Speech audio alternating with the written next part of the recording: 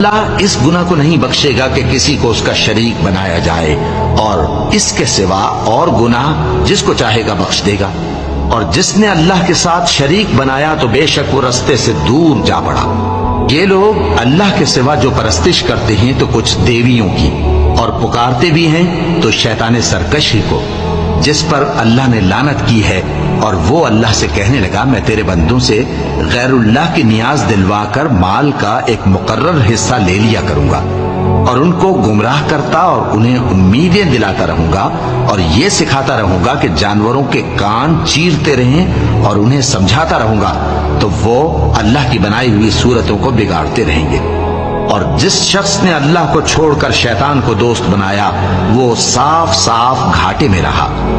वो उनको वादे देता है और उम्मीदें दिलाता है, और जो कुछ शैतान उन्हें वादे देता है वो धोखा ही धोखा है।